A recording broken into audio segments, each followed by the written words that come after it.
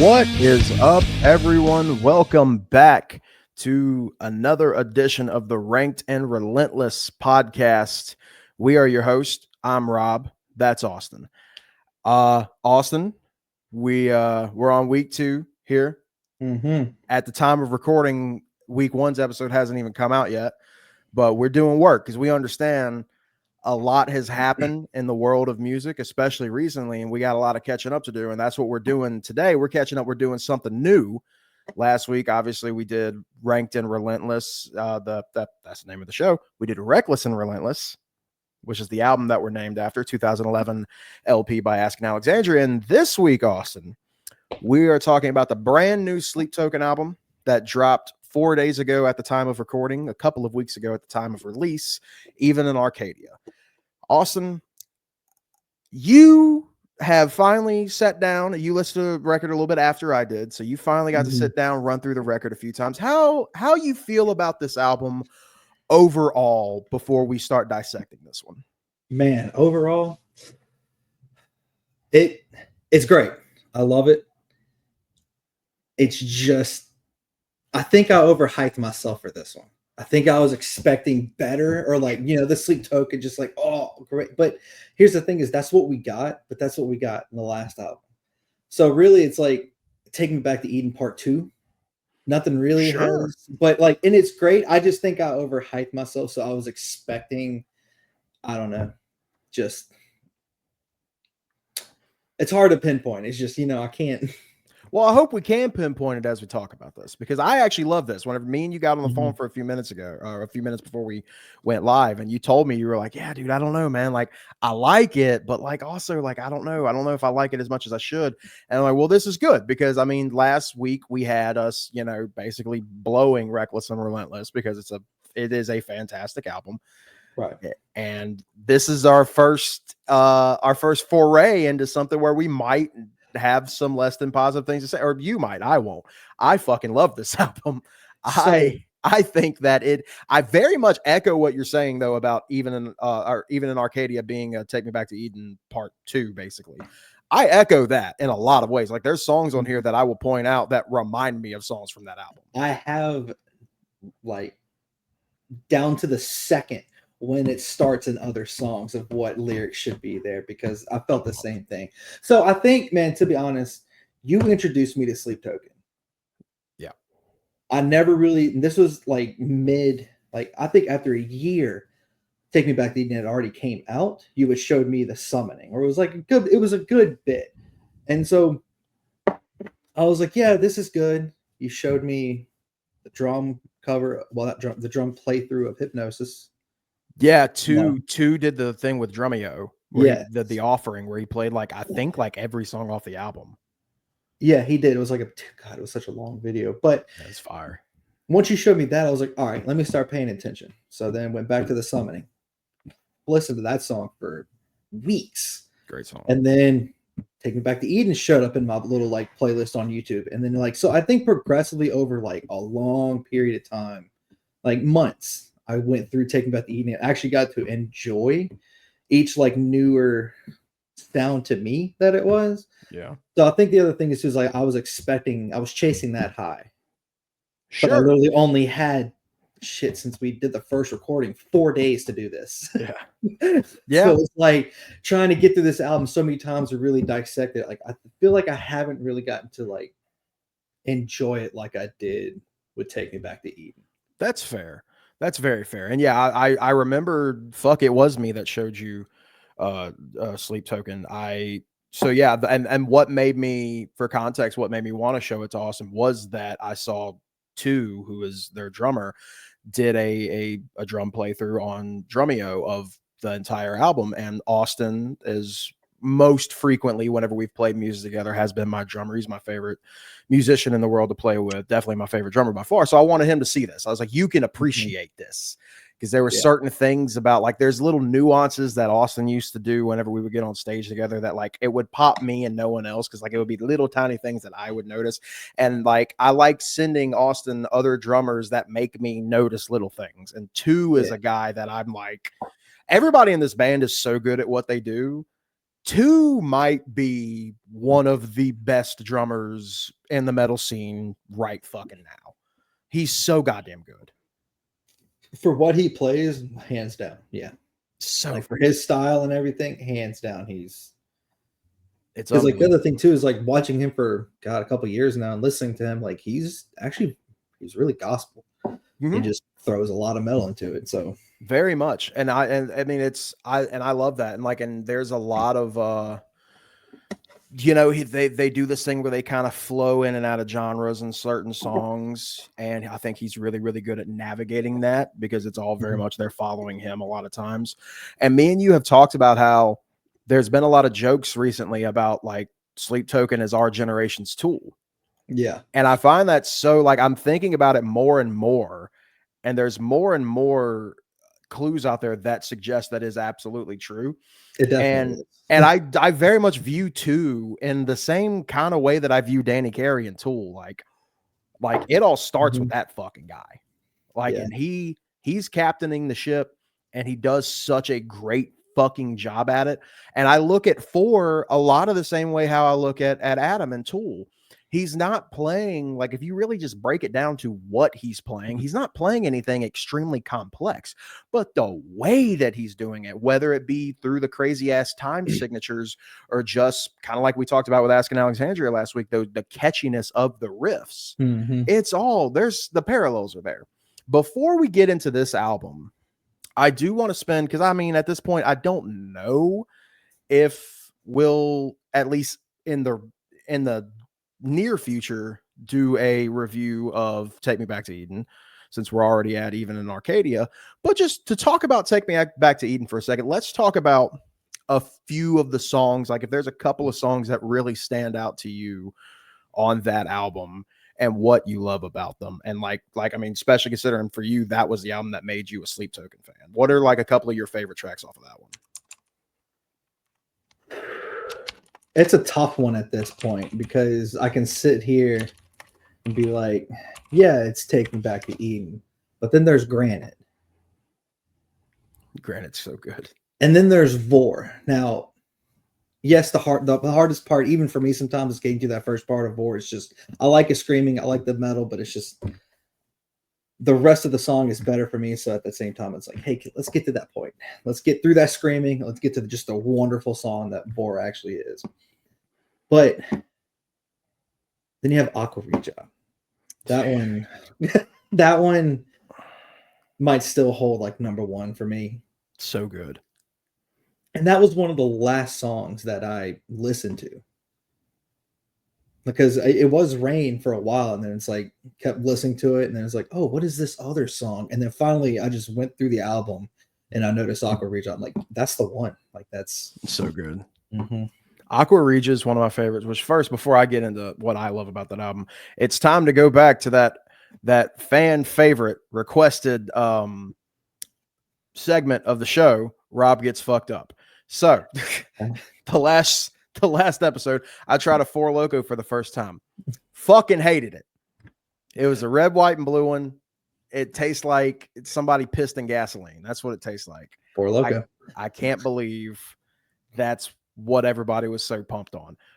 So I needed to go back to my red, white, and blue roots with this one, but instead I got a Smirnoff Ice red, white, and berry. Now, don't let the name fool you. This motherfucker's got 8% alcohol in it. So I have already tasted one of these, and it was fire. So I still can't get over the fact that you made it to past 30 and never had a Four Loko.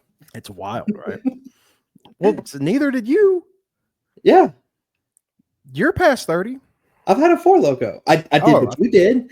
Yeah, it was actually you hadn't had so. Back on Mockler this days, is better. Yeah. So back when I worked at Mockler, so did Logan. Maybe I shouldn't tell these names. I don't know. It doesn't matter. Nah, it doesn't matter. Nobody knows who these people are. Okay. It was Logan and Tyler. Tyler was with us. We went all the way to Baker and went to one of the stores that we serviced at Mockler, and we bought one Four Loko and only 3 sips worth. That's awful. Way. Yeah. Yeah, when we were living together in a band, Austin worked at a beer supplier. when I So was 20. yeah, and needless to say, we had some fun shit in the refrigerator every once in a Yeah. while. It was a good yeah. time. For me, Take Me Back to Eden. So I first found Sleep Token before that. Alkaline was what introduced me to Sleep Token, which I think was the album before. Yes. And Alkaline was one of the ones that I heard, to be honest, man. And I just was like, yeah, all right, cool. I love it. Walked away. And then you came back and was like, hey, check this out. I'm like, oh, that's that band. Yeah. Right. Like, yeah, I mean, I do think it's definitely like, it's a good starting point, Alkaline, but like it definitely gets you ready for everything else. I know me and you have both talked recently that we both love Atlantic a lot. It's also one of the older ones. Fucking love Atlantic. Mm-hmm. From Take Me Back to Eden specifically, yeah, Aqua Regia. If we were doing a top 5 list, I don't know where it falls, but probably in the top 3.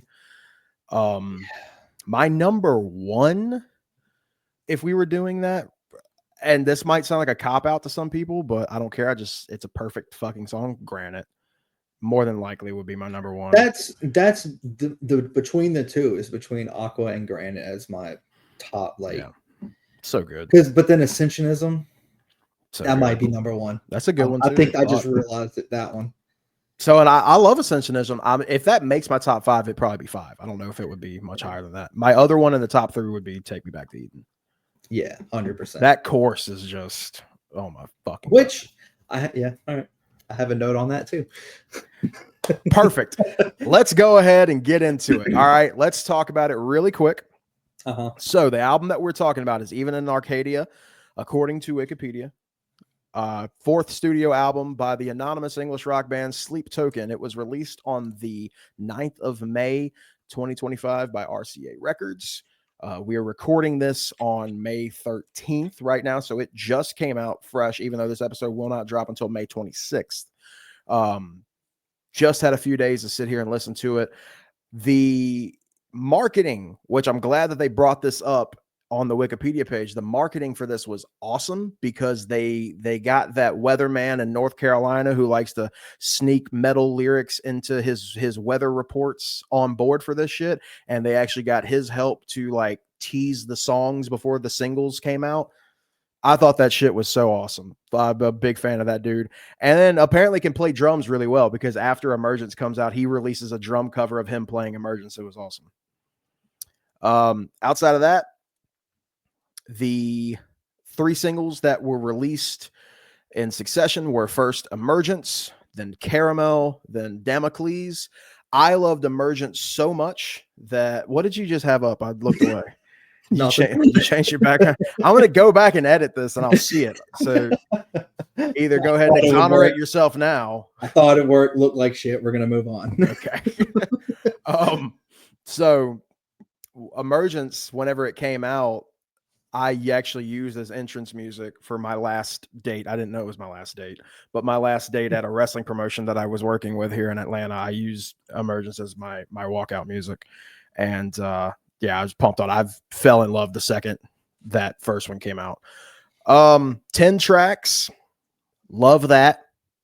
That's one thing I started thinking about as I started scouting records that we're going to have to look into.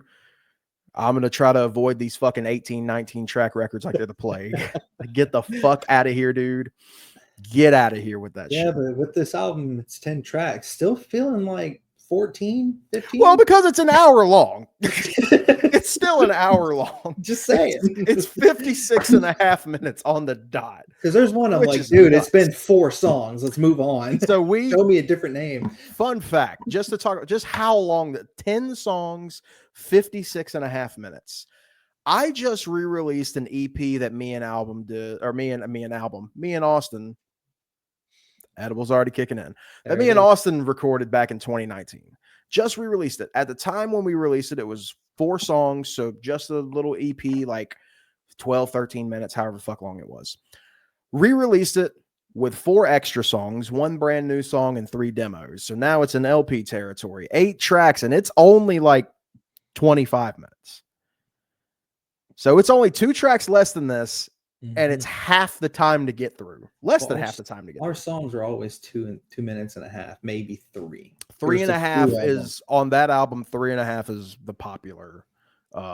Like there's like 2 songs that are like almost perfectly like 3.5 on the dot. I think there's another one's like just under 4 minutes, and then Play It Out's like just under 3.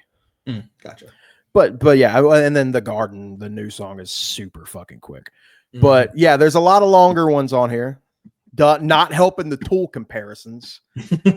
There's a 7.5 minute song. There's an 8.5 minute song. There's 6+ minute songs. Like it's a long album, but yes, I will say when I sat down and did my first listen, didn't feel that long. How did you feel whenever you sat down and listened? Did you feel the length, or let's answer the question before I add on to it?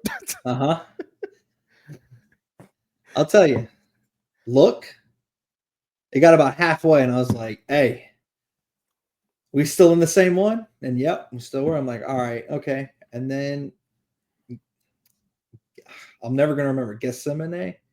Gethsemane, yeah. Yeah. I was like, this has to like, damn, like this is a long album. This must be like 3 songs because it paused, did something cool, paused, did something cool. And I was like, nope, it's 8.5 freaking minutes. I'm like, God, Gethsemane's 6.5. 6? Gethsemane 6. Infinite Baths. Infinite. That's Infinite the one. Baths is 8. Not it's Infinite Baths. I'm thinking of that one. I'm like, dude, you could have split this one up at least 3. Oh yeah, dude, it's wild. It's wild. I was about to make so many dick jokes, and it sounded like you were still making them there for a second. I got halfway through it, and I was like, "Is this still the same one?" But anyway, let me pull up. We have got our top 5 list taken care of. Me and Austin got a good look at our top 5 lists earlier, so we know what we're coming into. I'm actually going to try to do a better job of saying what we're looking at this week. I realize I didn't do that on the last episode, and there's probably going to be a lot of people that are listening to this in the car or not watching the video version, so I should say the list out loud. Mm-hmm. So let me go ahead and present this. Here we go. Purple is my list. Green is Austin's list. My list, starting at number 1, Gethsemane.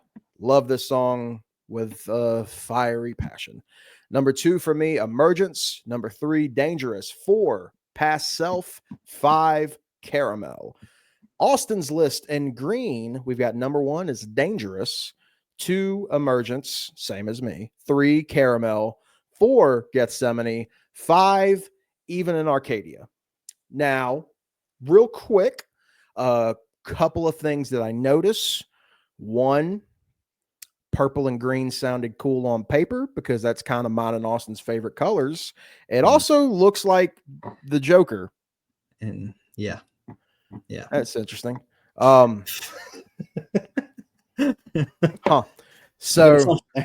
maybe we'll practice the color grid.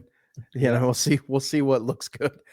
Only one difference between us. We had 2 differences whenever we did Reckless and Relentless.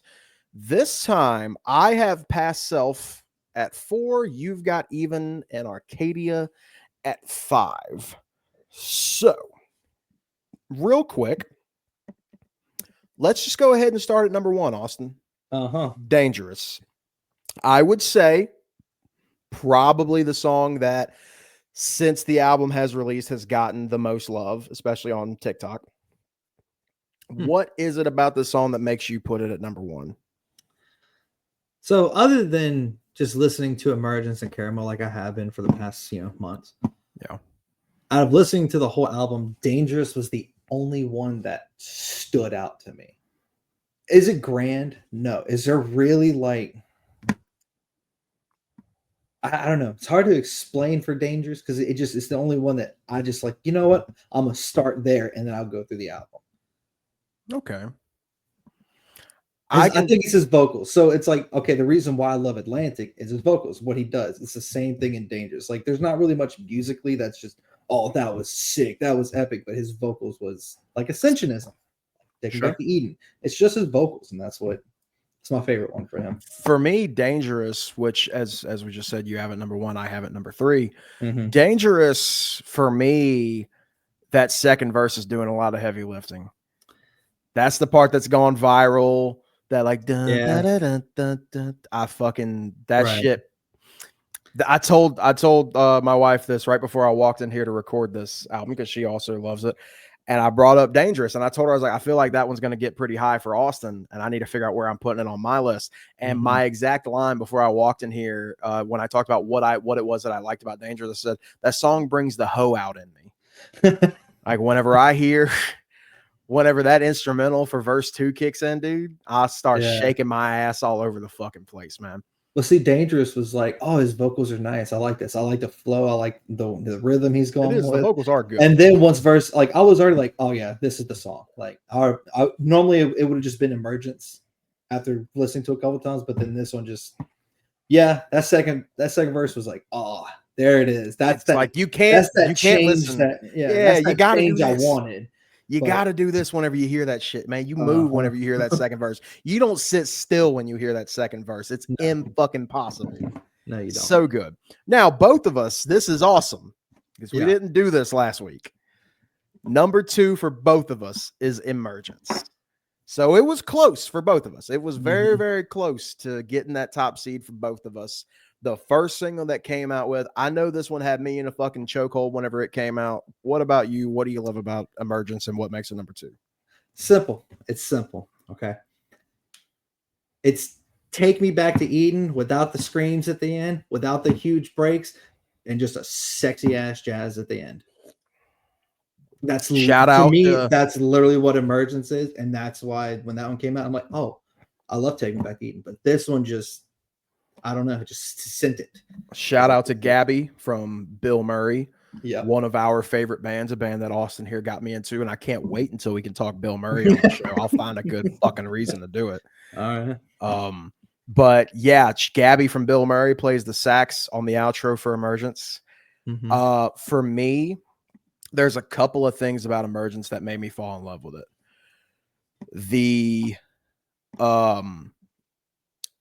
The lyrics, specifically just those break parts, the go ahead and wrap your arms around me.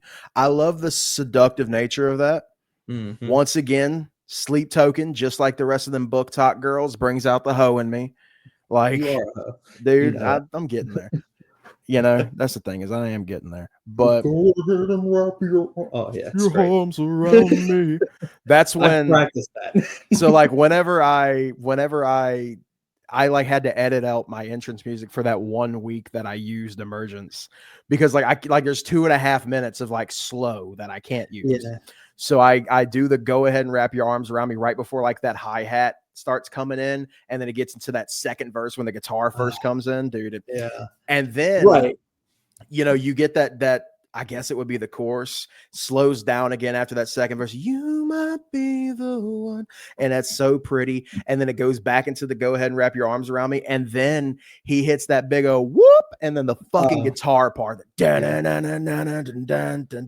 just follows the rhythm of the vocals. So good. That's my favorite aspect of that. Like, it's not a breakdown, it's just a bridge, but it's just that's also my favorite kind of solos too, when you put just a little bit more sass on a solo, but you're literally just mimicking what your vocals just did. And going into that almost makes me want to get a 7-string. And you know how much I fucking hate multi-scale guitar. They're not bad, man. They're pretty easy. Like, you know how much I hate them. But I got mine broken. I need to get some honestly, of that.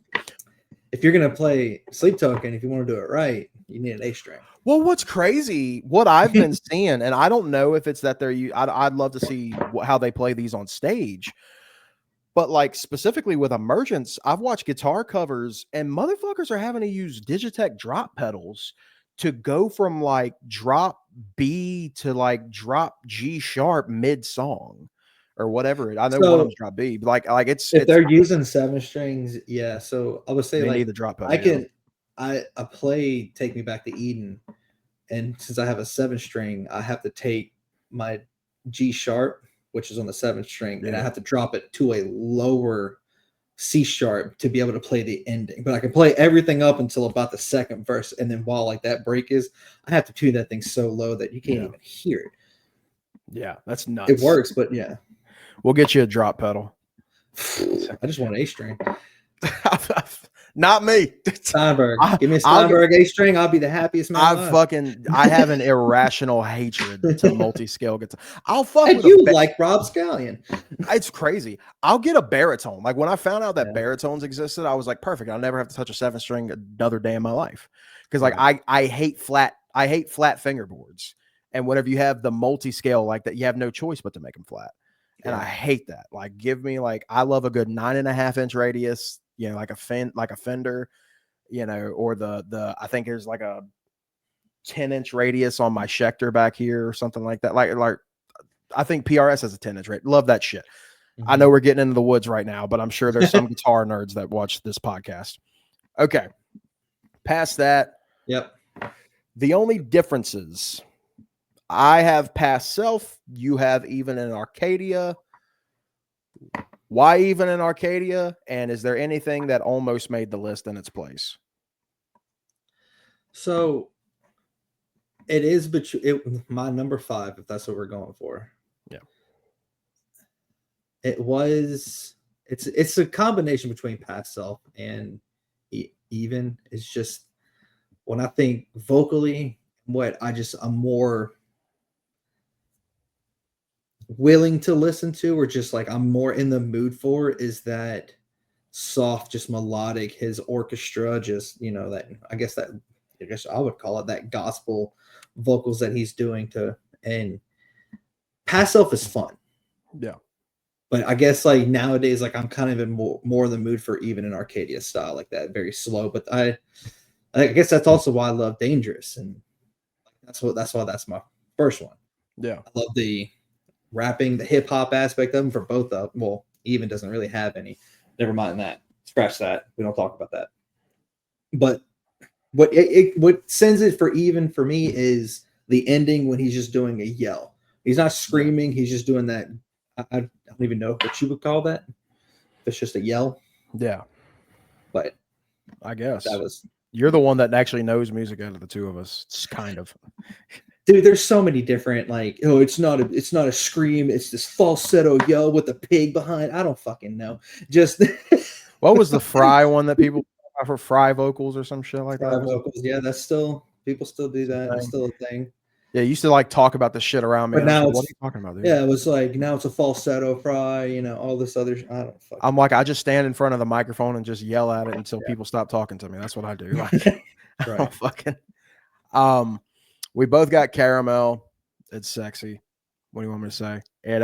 I think the reason that we both love Caramel, if we're being honest, is me and Austin, I think have a newfound love for bands talking shit to their toxic ass fan bases. Yes.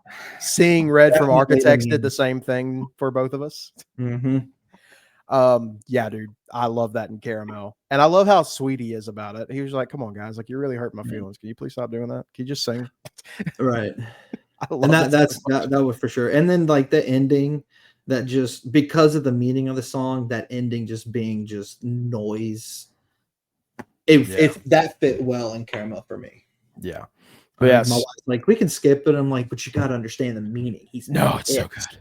He's mad. It's so good. Number two is doing blast beats. Respect this man. That's true. Like, that's true. I heard that. I was like, this man is just great at all genres. I don't know what else. Oh yeah, for sure. To say about him. So outside of that, the only other thing for me, I feel very strongly about Gethsemane. It's a song that Austin knew the second we got on this call. Before he even looked at it, he goes, I don't know what your number one is. Mm-hmm. And I'll be honest with you. This is one of those situations. Is it necessarily the best song on the album? I don't know. To me, nothing touches it because every once in a while, and I don't know if this is as a musician or if this is a universal thing, but for me as a person who prides myself on my songwriting, I've never thought I was a very good vocalist. I never thought I was that great of a guitar player, but I've always thought that I had an ability to write compelling music that people would want to listen to. And I like writing shit from the heart. I like writing shit that when I sing it, it affects me while I sing it, right? I feel it as the words leave my mouth because I put everything I've got into writing music. And whenever another band can do that and make me feel some shit, it's always going to be very special. We've already talked about Architects a little bit on here. We have to review them at some point because they're another band who every album they have the chance to do that to me. Yep. And There's always Gethsemane, one song. yeah, like, oh, dude, the first time I heard Gravity from Architects, I cried, like straight up. Gethsemane had a similar effect on me. Like the few times that I have listened to it, and it is admittedly the one I've probably listened to the least amount of times on the record. The few times I have listened to it, I find myself just staring into space, just kind of recollecting and reminiscing on the past year of my life, because it really seems like even like when my wife was listening to it, she was like, I fucking know what this is. She's like, she's straight up like, it looks like Vessel followed you around for the last year and just wrote down what he saw. Like I was, let's just say I was in a situation last year, about this time last year, actually, that reminds me a lot of the lyrics in this song. And some lines specifically, especially very early in the first verse, there are some lines that I'm like, that's might as well 100% be about me. Love it so much. It makes me feel uncomfortable, if I'm being honest with you. It makes me feel kind of uncomfortable, and I love that about it. And then the guitar, like once it picks up the guitar riff, it's another one of those, not super hard, but extremely fucking catchy. Now it's time to delegate. But hold on. Let's Delegate. go with Gethsemane real quick. All right. Okay. Oh, okay. The thing that gets me about this song, Okay, is they literally, like, I like it. I'm not saying it's a bad thing, but this is the first one that I truly like, oh, this is it. I've kind of heard some other ones, but at 2:10 of this song, if you listen to it, listen to that whole part. Now go back to, I forget, how do you say the last song of the album, Take Back to Eden? Eastline? I don't know. Oh, Euclid, or I think it Euclid. is. Okay, Yeah, we'll go with that. I think that's what it is. Put that song at 140 and then listen to it. Dude, you could put both lyrics in each song and it's the same thing. So that's why I call, like, this literally, to me, this literally was just Take Me Back to Eden Part 2. I don't know the story that everybody knows, the backgrounds, like all the, I guess, whatever you want to call them. Just, I know there's houses and stuff. I never got into any of that. There probably is a reason why this album's the way it is, but so dude, I might butcher this. I've looked very little into the lore, and I have seen something that talks about the second song on every album having some deal where like it's telling the story of what's coming next in Sleep Token's journey, and like Emergence kind of tells the story of Sleep has now fully taken over the band, and they're now ready to go to war for Sleep or some shit like that. Like it's and Emergence is telling the story of like, like Vessel is no longer trying to fight Sleep anymore. He's been all consumed, and now he's ready to fight for his queen or whatever the fuck. I don't know, dude. Like the lore is insane. Like I don't know what's what. I don't know what is real and what is fan theory. I do know that it's interesting, and I'm glad that they have fans doing this. They have fans going like, oh, I wonder what this means, and people like dissecting every little thing. Everybody's turning into a fucking Inspector Gadget, like trying to figure out what everything means. I love that, dude. I love it so much. Now, we're gonna put together the definitive top 5. You folks don't know how this works. If you haven't watched the first episode, what we do is we take both of our top 5s and then we kind of mash them together and we decide the definitive top 5. Now, what's fun about this week, and I'm actually looking forward to some debate. 4 of these we know are going to stay because there's 4 that we agreed on. There's a song each that we didn't agree on. One of us is getting fucked. And I can't wait to find out what happens. So, Even In Arcadia has got to go. Past Self has got to go. Because we already have decided those fuck on our own lists. We got to find out what fucks hard enough to go on the definitive list. Now, I'm going to take. So Dangerous Bro, was go on. I'm gonna hear what you're gonna say. Dangerous is number 1 for you. Uh-huh. It's number 3 for me. Mm-hmm. Both of us put Emergence at number 2. Mm-hmm. Personally, I think Emergence should go number 1 Agree. because that's one that we can both agree on is a top tier song. Right. No argument there? No argument there. Okay. So then we're going to put Emergence up here. Dangerous was your number 1. It's number 3 for me.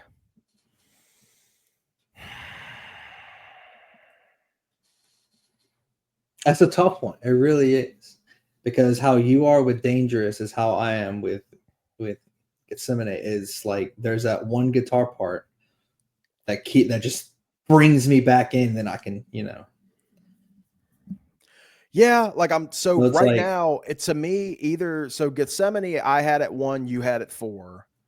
Dangerous you had at 1, I had at 3. I think that because of that right there, because of I rank Dangerous higher than you rank Gethsemane, I think that makes Dangerous number 2. I think this list is going to go in your favor a lot more. Yeah. It's hard with this one because Dangerous, I love the vocals. It's just a fun for me, just beautiful song just to go through. Yeah. But Gethsemane is like a journey. Yeah. Of just it has everything in that song. Yeah. So it's hard for me to not put that one at 2 and just taking my L on Dangerous and put that one as 3 because you had Dangerous as 3 as well. So because Dangerous, there's nothing really like, in my opinion, there's nothing really grand about this song. There's nothing. I like it for it's simple and it's just, This is the second week in a row that you're talking yourself out of giving your number 1 spot a decent shot. So at this point, I'm also thinking about like other, I guess like not other people, but just as another standpoint going in because yes, this was a song that got me like, oh yeah, other than Emergence, this is the other one. But in terms of, I guess, enjoying just a full song, I think that so like I did say before, we don't really need to consider other people on this list. Honestly, you're right. Honestly, I think that I wouldn't let it sway our decisions, but it is something to consider. I think both Dangerous and Gethsemane have gotten a lot of people's attention. Mm-hmm. Dangerous looks like it's going a little more viral. But I'm not even looking at that aspect of it. I'm just, I don't know. Because this was a hard album. Yes, I did, what I said earlier, but I wasn't really able to enjoy it and stuff like that. But with all of these songs, I like them. The only one that I'm okay with skipping is Provide, to be honest. Provider, really? I'll skip that one. No, I'm not there yet. I might get there. I don't know. But right now, in these 4 days of trying to listen to the hell out of this album, that's the one I skip. I will say Provider is one. And maybe Damocles as well. So I know some Book Talk girls personally, and they seem to be pretty pumped on Provider.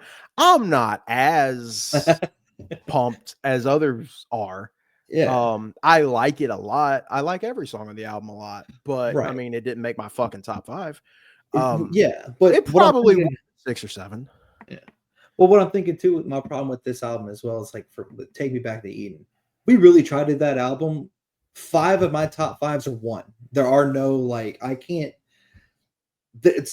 There's so much to these songs. There's aspect of this verse, there's aspects of this chorus. That's why like literally between Dangerous and Gethsemane, that was also not Dangerous. I'm sorry. Forgot our list now. Yeah, Gethsemane and like Caramel. Okay. Caramel. Like putting that one should like. It's hard with Sleep Token, man. All right, here's what we're gonna do because this episode's going a little bit longer than I intended. Here's what we're gonna do. Well, it's a long ass album.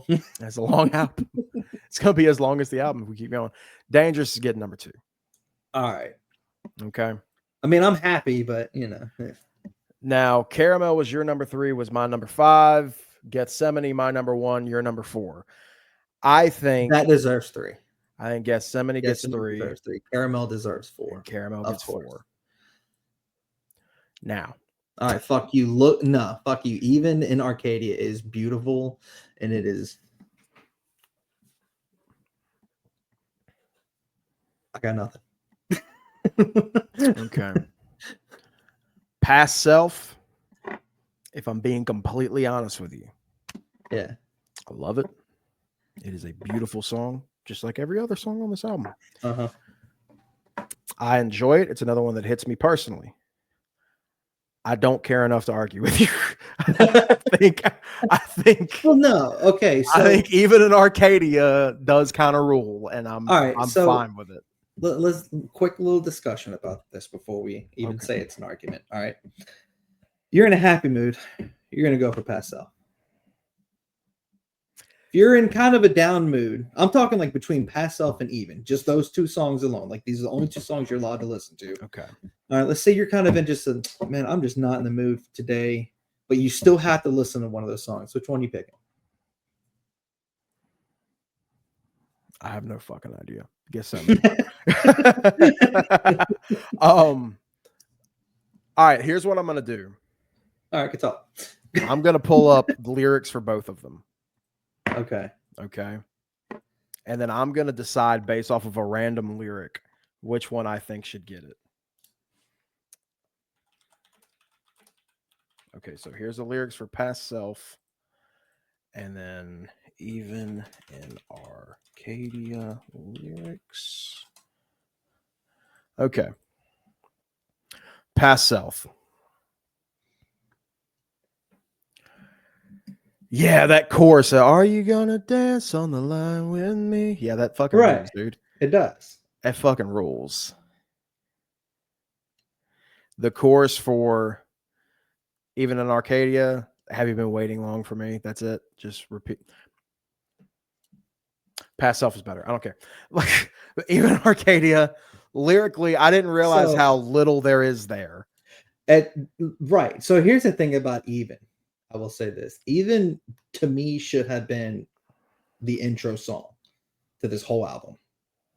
And then go into Emergence and like pretty much take Look in the Wind and swap it with Even in Arcadia. That's how I think this album should have played. Because there's not really much lyrics. It's just music and just orchestra and just it's an intro song. Yeah. So I will agree. Past Self can be 5.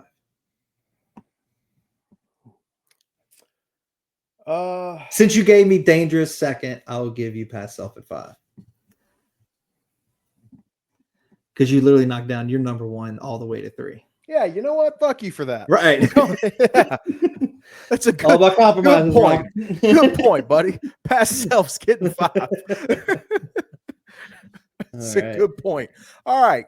So here is what we believe is the definitive list for Even in Arcadia. If you want to go look at Even in Arcadia, but you don't know what song you want to start on, first of all, I think it's one you need to listen to front to back. But might we recommend these? Our 5th favorite on this record is Past Self, which we have agreed is significantly better than Even in Arcadia in the lyric department. 4, Caramel. They're talking shit to the fans, dude. Love it. All fucking day. Let me get more of that. 3, Gethsemane. It makes me cry internally every time I hear it. And one of these days will make me cry externally. It just hasn't happened yet. You're going to sweat? No, I will actually, cry. Like, I'm going to shoot cry. But like, 2, Dangerous. It rules. It's taking the world by storm right now. It brings the hoe out in me.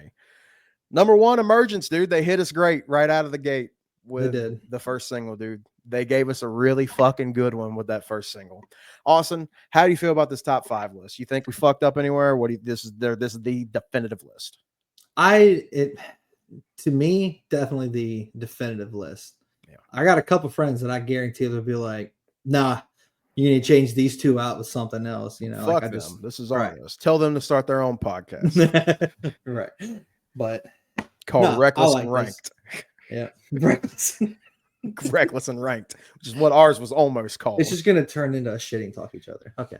Shit talking each other. Yeah. Shitting and talking to each other. That'll be the next podcast. Yeah, dude. Yeah. I think we did it. Great. I think we did. Yeah. I think we did it. I think Well, even a lot of other people would just listen to these 5 and be happy about it. I think so. I genuinely think so. I think the album's great. It's doing really well right now. I heard they got like 50 million streams on streaming platforms in the first day. That's awesome. Good for Sleep Token. We are about to get out of here. We're gonna, after we end this recording, we're gonna talk about what our next episode will be. So stay tuned for more information on that. This episode will be out whenever it comes out. Yep. Last Monday of May. That's when it'll be. Last Monday, May. Okay. I was thinking about you're the schedule here. This will be the last Monday of May. So yeah, thank you guys so much for checking out this week's episode of Ranked and Relentless. You can follow me on Twitter at Sweet Sexy Rob. You can't follow him. Nope. You got one. No Twitter. And that's fine. That's fine. I wish I was more like him. I'll be honest with you. But until then, thanks for hanging out. And yes, we'll see you next week. See you.